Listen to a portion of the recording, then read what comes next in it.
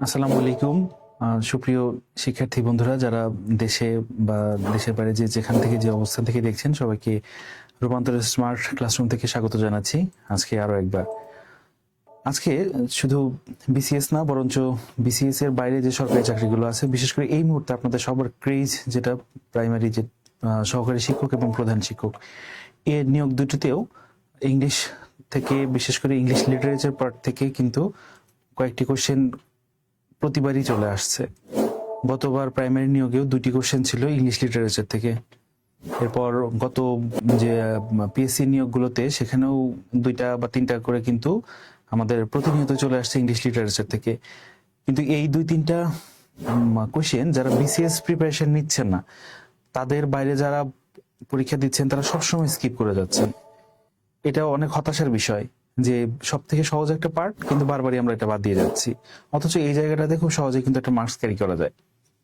যারা শুধুমাত্র বিসিএস এর প্রিপারেশন নিচ্ছে, তারা চিন্তা করছে যে না, আমরা পারি, সো আমরা এই পার্টটা কভার করবো। আর যারা বিসিএস এর প্রিপারেশন নিচ্ছি না, তারা প্রাইমারি বা অন্যান্য জবের ক্ষেত্রে কমপ্লিটলি এটাকে বাদ দিয়ে দিচ্ছি। কিন্তু এটা আমরা করব না। আমি আজকে আপনাদের সাথে খুব শর্টলি 10 মিনিটস এর মধ্যে একটা ডেমোগ্রাফ দেখাবো, একটা স্কেলেটন দেখাবো যে কি করে আমরা অল্প একটু পরেও এখান থেকে সামান্য পরিশ্রম দিয়েও কয়েকটা মার্কস ক্যারি করতে পারি, এই 2 মার্কস অন্তত। যারা বিসিএস প্রিপারেশন নিচ্ছেন তারা তো দেখবেন, সেই সাথে যারা অন্যান্য সরকারি চাকরির প্রিপারেশন নিচ্ছেন তারাও কিন্তু এই জিনিসটা খুব ভালো করে খেয়াল করবেন, কারণ এখান থেকে 2 মার্কস আপনাদের অবশ্যই নিশ্চিত হবে ইনশাআল্লাহ আজিজ। তো আপনারা যারা বুঝতে পারবেন না, তারা অবশ্যই কমেন্ট সেকশনে কমেন্ট করবেন। আমি ভিডিওর মাঝখানে এই মুহূর্তে উত্তর না দিতে পারলেও পরবর্তী সময়ে আমি নিজে আপনাদের এই কমেন্টে রিপ্লাই দেব ইনশাআল্লাহ। সেজন্য বলছি, কোনোভাবেই কোনো মনের মধ্যে কোনো কোয়েশ্চেন এসে থাকলে, সেটা বিসিএস সংক্রান্ত হোক, ইংলিশ লিটারেচার সংক্রান্ত হোক, অথবা প্রাইমারি চাকরি সংক্রান্ত হোক, যদি মনের মধ্যে কোনো ধরনের কোনো কোয়েশ্চেন অ্যারাইজ হয়ে থাকে, অবশ্যই সেটা কমেন্ট সেকশনে জানাবেন। চলুন আজকে আমরা এই ইংলিশ লিটারেচারের পার্টটুকু দেখে নিই। বোর্ডে যদিও আমি লিখেছি, কিন্তু বোর্ডের টুকু আপনাদের এই মুহূর্তে খুব ভালো করে খেয়াল করতে হবে এমনটা না। আমি আপনাদেরকে বুঝিয়ে বলছি যে ইংলিশ লিটারেচার পার্টটাকে 8টা ভাগে ভাগ করা হয়েছে। এই 8টা ভাগকে আসলে মূলত কি, যে যুগ বিভাজন বলে। ইংলিশ লিটারেচার যুগ বিভাজন। যদি বিসিএস এর কথা বলি, তাহলে বিসিএস থেকে আমাদের যেহেতু দুইটা জবের ক্ষেত্রেই কভার করতেছি, এই কারণে বলছি বিসিএস থেকে আমাদের কত মার্কস আসবে এর আগে বুঝি নেই। 15 মার্কস, এটা আমরা সবাই জানি। 15 মার্কসের মধ্যে শুধু যোগ বিভাজন থেকে প্রত্যেক বছর অন্তত 1 থেকে 2 মার্কস থাকছে। শুধু যোগ বিভাজন থেকে 1 থেকে 2 মার্কস থাকছে। 8টা যুগ, কোন যুগ কখন শুরু হয়েছিল এবং কোন যুগ, সাহিত্যিকরা কোন যুগের, এই দুইটা জিনিস। আমার ধরেন রোমান্টিক পিরিয়ডটা কখন শুরু হয়েছিল বা রেনেসাঁ পিরিয়ডটা কখন শুরু হয়েছিল এবং এই যুগের সাহিত্যিক কে, এই দুইটা জিনিস যদি জানি, তাহলে আমার এখান থেকে 1 বা 2 মার্কস শতভাগ নিশ্চিত কমন থাকছে। প্রত্যেকটা বিসিএসই থাকছে। সেটা আমার কথা বিশ্বাস করতে হবে একদম না। আমি তো বারংবার যে কথাটা বলি, যে আমার কথা বিশ্বাস করার দরকার নেই। বিগত সালের প্রশ্নগুলো একটু অ্যানালাইসিস করেন, বইটা খুলেন, গাইড বইটা খুলে দেখেন যে এই যুগ বিভাজন থেকে কতগুলো কোশ্চেন প্রত্যেকটা বিসিএস এসে থাকে। দেখবেন যে একটা না একটা কোশ্চেন প্রায় বিসিএস এসে থাকে। তাহলে এই যুগ বিভাজনটা খুব শর্ট জিনিস। 8টা যুগ, কবে কোন যুগ শুরু হয়েছিল, কোন যুগের কে সাহিত্যিক বা কে কবি, এটা জানবো, তাহলে আমার এখান থেকে 1 মার্কস নিশ্চিত। আচ্ছা, এরপরে যুগ বিভাজনটা শেষ হলে তারপর কোন 2-3টা যুগ আছে যা পড়তেই হবে না। অন্তত আমি বিসিএস ক্যান্ডিডেটদের বলে থাকি যে এই যুগগুলো থেকে বিশেষ কিছু পড়তে হবে না, সেগুলো বাদ দিয়ে আর বাকি যে 4 থেকে 5টা যুগ বিভাজন আছে, সেই কয়েকটা পড়লে বিসিএস কভার দিবে। ছোট্ট করে শুধু বলে রাখি, যেমন আপনার ওল্ড ইংলিশ পিরিয়ড থেকে, ওল্ড ইংলিশ পিরিয়ড থেকে তেমন কোনো কিছুই পড়ার নাই। এখানে শুধু যুগ বিভাজন যতটুকু আছে ততটুকু পড়বো, তেমন কোনো সাহিত্যিকও নাই এখানে। এরপরে মিডল ইংলিশ পিরিয়ড থেকে অল্প কিছু পড়তে হবে। আর বিশেষ করে 3 নাম্বার যেটা রেনেসাঁ পিরিয়ড, এই রেনেসাঁ পিরিয়ড আপনাদের প্রচন্ড ভালো করে পড়তে হবে।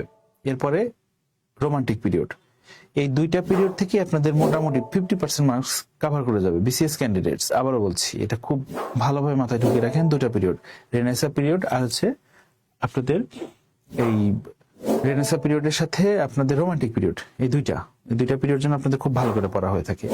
এই তো গেল বিসিএস এর সামান্য কিছু ধারণা।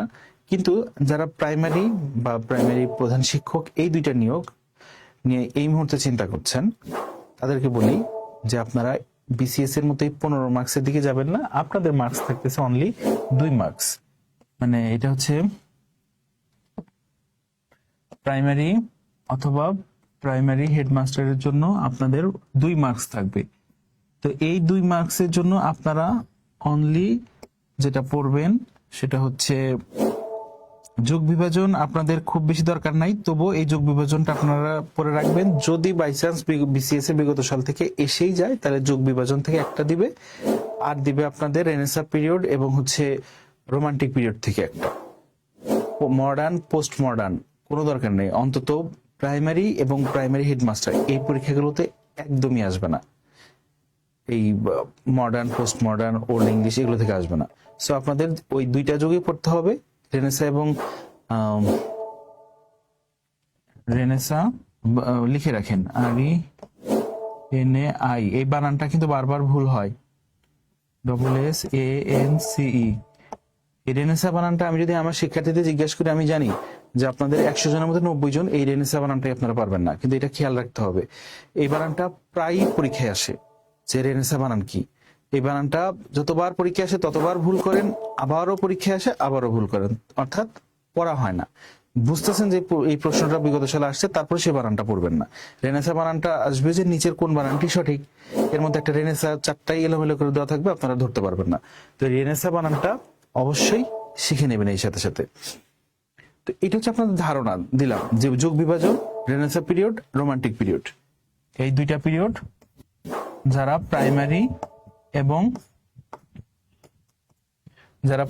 প্রাইমারি এবং প্রাইমারি প্রধান শিক্ষক, প্রাইমারি সহকারী শিক্ষক এবং প্রধান শিক্ষক, তারা শুধুমাত্র এই একটা যোগ বিভাজন যেটার কথা বললাম, আর একটা হচ্ছে এই রেনেসা পিরিয়ড, রোমান্টিক পিরিয়ড, এই পিরিয়ডের কবি সাহিত্যিক গুণ সম্পর্কে পড়বেন।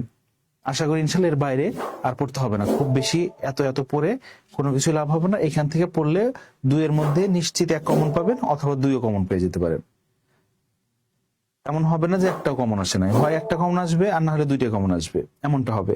আর যদি এমন হয় যে না একটা এখান থেকে আসছে আর একটা অনেক দূর থেকে আসছে, সমস্যা নেই, একটা ছেড়ে দিলে কোনো ব্যাপার না, অন্তত যেন 1 আমাদের নিশ্চিত থাকে, এই কারণে আমরা এই কয়েকটা পড়বো। আচ্ছা, এরপরে আসি যে যোগ বিভাজন গুলো তো বললামই যে যোগ বিভাজন কিভাবে কি পড়তে হবে তা একটু দেখিয়ে আসেন। সেটা হচ্ছে 450 থেকে 1066, এটা ছিল ওল্ড ইংলিশ পিরিয়ড। এতটুকুই শুধু মনে রাখতে হবে, আর কিচ্ছু মনে রাখতে হবে না, যে 450 থেকে 1066 পর্যন্ত ওল্ড ইংলিশ পিরিয়ড ছিল।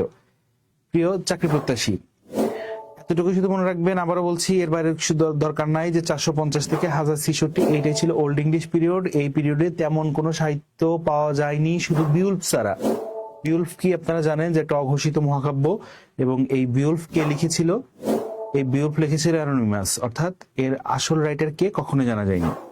এই ড্রাগন, এটা অনেক বড় একটা ঘটনা, কিভাবে একটা ড্রাগনের সাথে একজন যুদ্ধ করে সেই সময় জয় করলো, এটাই ছিল বিউল্ফের কাহিনী। অত কিছু জানার কোনো দরকার নাই। ওল্ড ইংলিশ পিরিয়ডে এই বিউল্ফ মহাকাব্য রচিত হয়েছিল, এতটুকুই জানেন। আর 450 থেকে 1066 পর্যন্ত ছিল ওল্ড ইংলিশ পিরিয়ড। এর বাইরে আর কোনো কিছু জানার দরকার নাই। এরপরে যদি আসি middle English period, middle English period আবার 3টা ভাগে ভাগ, একটা হচ্ছে অ্যাংলো নরমান, এরপরে হচ্ছে এজ অফ চসার এবং হচ্ছে ব্যারন এজ। এইটার মধ্যে মিডল ইংলিশ পিরিয়ডের মধ্যে প্রথমটাকে ডার্ক এজ বলা হয়েছে, কারণ ডার্ক এজে তেমন কোনো সাহিত্য পাওয়া যায়নি, এই কারণে দ্য এজ অফ চসার, যেটাকে জিওফ্রে চসার আর কি, হ্যাঁ, এই জিওফ্রে চসারের উপরে দুই তিনটা বিগত সালের প্রশ্ন আপনারা গাইড বই দেখে পড়ে নেবেন, শেষ। আর কোনো কিছু লাগবে না এই মিডল ইংলিশ পিরিয়ড থেকে, না বিসিএস না অন্যান্য চাকরি, কোথাও লাগবে না ইনশাল্লাহ। প্রাইমারি চাকরি এবং আদার্স যে 10ম গ্রেডের চাকরিগুলো আছে বা 11 গ্রেডের চাকরিগুলো আছে, এইগুলো থেকে এই জিওফ্রে চসারের বাইরে মিডল ইংলিশ পিরিয়ড থেকে আর কোনোটা আসবে না। এটা 2টা যুগ গেল। এরপরে আসলো রেনেসা পিরিয়ড। রেনেসা তো বানানটার কথা নিয়ে বললামই। রেনেসা শব্দটার অর্থ হচ্ছে পুনর্জাগরণ, অর্থাৎ এই সময় ইংরেজি সাহিত্যের পুনর্জাগরণ হয়েছিল বা সাহিত্যের পুনর্জাগরণ হয়েছিল, এই কারণে এই রেনেসা পিরিয়ডটা হয়েছে। তো রেনেসা পিরিয়ডটাকে আবার আমরা 4টা ভাগে ভাগ করেছি, সেটা হচ্ছে এলিজাবেথিয়ান এজ, আপনারা যারা জানেন ব্রিটেনের রানী এলিজাবেথ, তার নাম অনুসারে তার সময় অনুযায়ী এই এলিজাবেথ যুগটা করা হয়েছিল। এরপর হচ্ছে জ্যাকোবিন এজ, এরপর হচ্ছে ক্যারোলাইন এজ, কমনওয়েলথ পিরিয়ড, এরপর কমনওয়েলথ পিরিয়ডটাকে পুরিটান এজ বলা হয়। তো এখান থেকে বিশেষ করে এলিজাবেথান এজ থেকেই বেশি করে প্রশ্ন চলে আসে, কারণ ইংরেজি সাহিত্যের দিকপাল, ইংরেজি সাহিত্যের প্রাণ পুরুষ শেক্সপিয়ার, যিনি এই সময় এসেছিলেন, এবং ওনার বেশিরভাগ সাহিত্যকর্ম এই যুগটার মধ্যেই পড়ে যায়।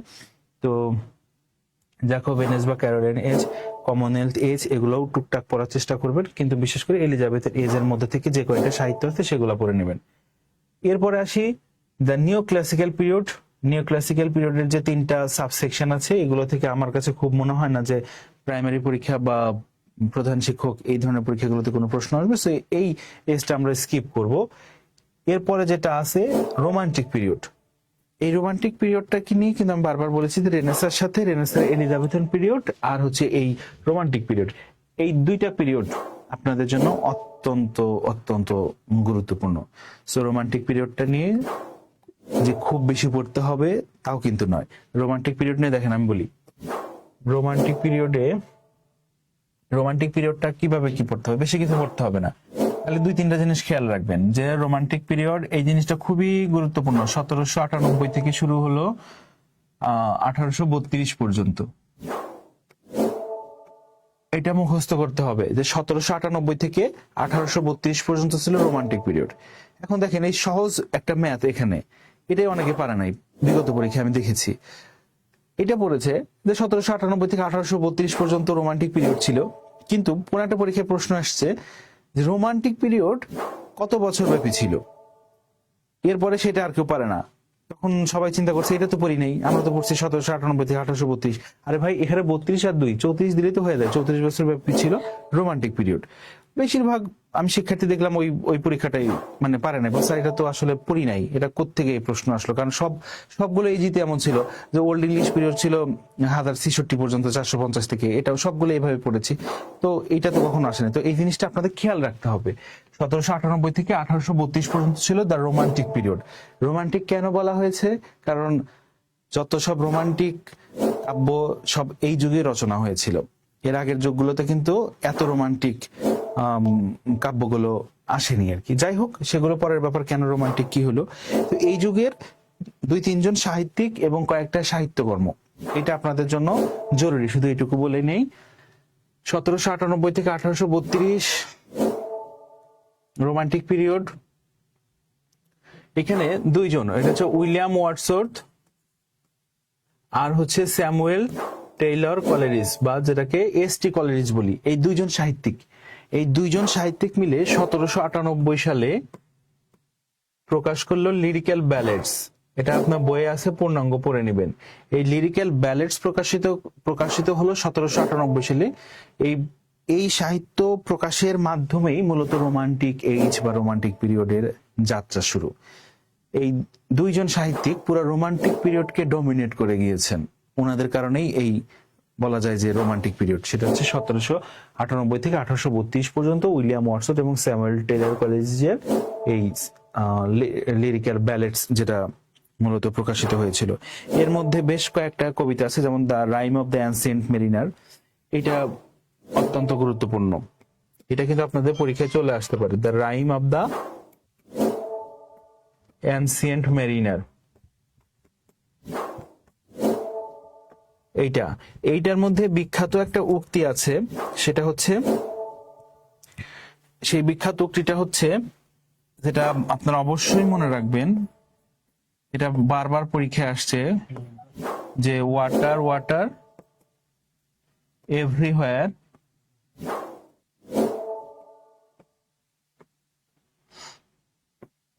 nor any drop to drink.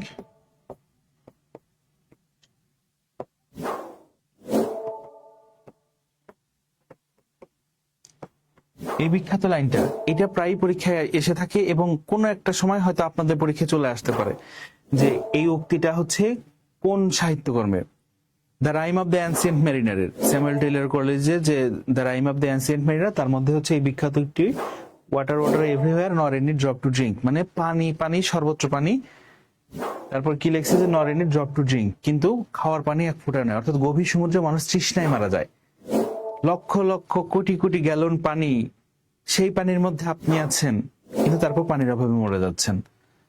বিষয়টা একবার মস্তিষ্ক দিয়ে নয়, মন দিয়ে চিন্তা করবেন যে মানুষ অনেক সময় হাজারো সুখের মধ্যেও সুইসাইড করে ফেলে, আসলে সে সুখে নাই। এইটাই হচ্ছে মূল থিম, যে মানুষ সমুদ্রের মাঝেও কিন্তু পানির অভাবে তৃষ্ণায় মারা যায়, মানে পানির মধ্যে থেকেও পানির অভাবে মারা যায়, কারণ সেই পানি সুপেও না, সমুদ্রের পানি পান করা যায় না।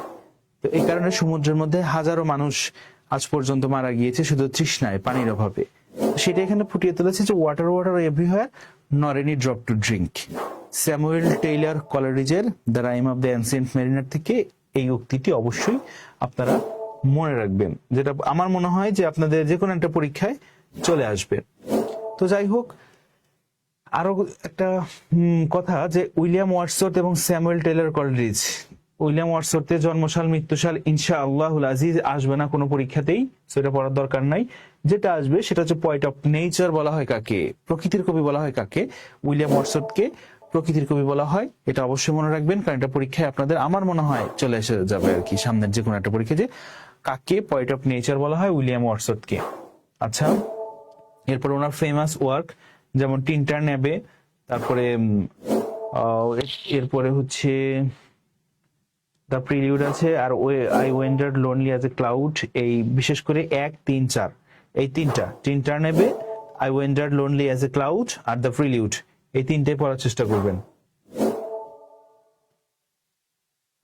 আর হচ্ছে Samuel Taylor Coleridge, Samuel Taylor কলারিজের হচ্ছে ফেমাস ওয়ার্কের the rhyme of the ancient mariner, Kubla Khan আর ক্রিস্টাবেল, এই তিনটা মুখস্থ রাখবেন। The rhyme of the ancient mariner, আর হচ্ছে কুবলা খান আর ক্রিস্টাবেল, এই তিনটা নিয়ে আপনাদেরকে আমি পুরোটা গল্প একদিন ইনশাল্লাহ আশা করি যে বুঝিয়ে বলবো, কিন্তু সেগুলো আপনাদের জন্য খুব জরুরি না, কারণ প্রাইমারি এবং প্রাইমারি প্রধান শিক্ষকের পরীক্ষায় এই চরিত্র থেকে প্রশ্ন আসবে না। চরিত্র থেকে প্রশ্ন আসবে অবশ্যই পরবর্তী 50তম বিসিএস এ। তো 50তম বিসিএস এর জন্য যারা প্রস্তুতি নিচ্ছেন বা নিবেন, তারা অবশ্যই এই কুবলা খান এবং ক্রিস্টাবেল এদের ভিতরের চরিত্রগুলো ভালো করে পড়তে হবে। কিন্তু যারা প্রাইমারি এবং এই রিলেটেড চাকরিগুলো আছেন, তাদের কিন্তু কোনোভাবেই প্রয়োজন পড়ছে না এই চরিত্র বিশ্লেষণ, কোনো দরকার নাই। শুধুমাত্র আপনারা তিনটে মনে রাখবেন, যদি এসেই যায় যে কুবলা খান কার লেখা, যেন বলে দিতে পারেন যেটা স্যামুয়েল টেইলর কলারিজের। তো তিনটা জিনিসই খাতায় লিখে নোট করে রাখবেন, মুখস্থ করে ফেলবেন যে এসটি কলারিজের গ্রন্থগুলো কি কি। আর একটাই শুধু আছে দেখেন, আর বেশি কিছু দরকার নাই, লর্ড বাইরন। লর্ড বাইরন, যাকে বাইরনিক হিরো বলা হয়, মানে ধারণার স্রষ্টা বলা হয়। আর লর্ড বাইরনের 2টা গ্রন্থ এখানে দেওয়া হয়েছে, যে তার মধ্যে শুধুমাত্র এইটাই মোটামুটি এই একটাই পড়বেন। আশা করি এর বাইরে তেমন কোনো কিছু ইম্পর্টেন্ট নাই, আমি যতদূর দেখেছি। উপরে 1 নাম্বারটা খুব ইম্পর্টেন্ট না, এই ডন জন এইটা পড়া থাকলে আপনাদের মোটামুটি হয়ে যাবে। লর্ড বাইরন কোন যুগের কবি, আর হচ্ছে ডন জন এটা কার লেখা, এই দুইটাই লাগবে। রোমান্টিক পিরিয়ড থেকে লর্ড বাইরনের এই দুটো জিনিসই লাগবে। লর্ড বাইরনের স্ত্রী যিনি আছেন, ওনাকে নিয়েও কিন্তু বেশ কিছু সাহিত্যকর্ম এখানে আছে, কিন্তু ওগুলো লাগবে না। শুধু শুধু মানে রোমান্টিক পিরিয়ড পড়তে গিয়ে বেশি রোমান্টিক হয়ে যাওয়া যাবে না, যে তার স্ত্রীর যে গ্রন্থগুলো আছে সেগুলো উপরে ফেলবো, এত রোমান্টিক হওয়া যাবে না। শুধু এই তার নিজের গ্রন্থটুকু আছে যেটা, ততটুকুই পড়বেন, এর বাইরে দরকার নেই। আর হচ্ছে আরেকটা তথ্য দিয়ে রাখি, যে আপনারা যারা জানেন যে প্রথম যে প্রোগ্রামিং ল্যাঙ্গুয়েজ পৃথিবীতে এসেছিল বা নাম ছিল, তার নাম ছিল অ্যাডা, ল্যাঙ্গুয়েজ অ্যাডা। তো কার নাম অনুসারে হয়েছিল, সেটা হচ্ছে অ্যাডা বাইরনের নাম অনুসারে। অ্যাডা বাইরন আবার এই কবি বা এই সাহিত্যিক লর্ড বাইরন, তার কন্যা ছিল হচ্ছে অ্যাডা বাইরন, আর তার নাম অনুসারেই প্রথম প্রোগ্রামিং ল্যাঙ্গুয়েজ অ্যাডা তৈরি হয়েছিল। তো যাই হোক, আর বেশি কিছুতে যাব না। আমার আপনাদের সাথে এই ছোট্ট একটা সেশনে ছিল কিভাবে আমরা প্রাইমারি এবং প্রাইমারি সমমান সম্পন্ন যে চাকরিগুলো রয়েছে, বিশেষ করে প্রাইমারি প্রধান শিক্ষক বা আদার্স যে 11 থেকে 10 বা 11 গ্রেডের চাকরিগুলো আছে, এই চাকরিগুলোতে সাধারণত বিসিএস সিলেবাস অর্থাৎ লিটারেচারের অংশ যাচ্ছে, সেইখান থেকে কিছুটা অংশ কাট করে নিয়ে এসে যদি আমরা মনোযোগ দিয়ে অল্প কিছু করি, তাহলে অন্তত 2 মার্কসের মধ্যে 1 মার্কস নিশ্চিত ক্যারি করা যায়।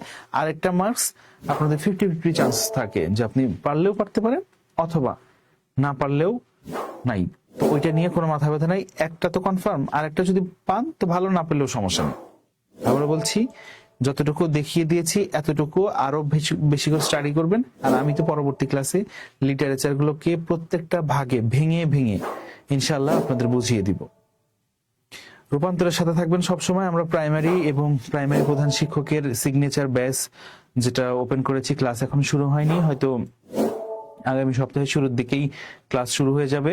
আমাদের ওয়েবসাইট ডেভেলপের কাজ চলছে, প্রায় শেষের দিকে ওয়েবসাইটে লঞ্চ হবে। তো যারা এখনো ভর্তি হননি, আশা করি যে তারা আমাদের পেজে নক করবেন, কিভাবে ভর্তি হয় সেটাও দেখে নেবেন। ইংলিশ লিটারেচার থেকে শুরু করে ইংলিশ গ্রামার বা আদার্স যতগুলো সাবজেক্ট আছে, যে কোনো সাবজেক্ট নিয়ে যে কোনো ধরনের কোয়েরি থাকলে আমাদেরকে ইনবক্স করবেন, জানাবেন। ইনশাল্লাহ আমরা আপনাদের প্রত্যেকটা প্রশ্নের জবাব দেওয়ার চেষ্টা করব।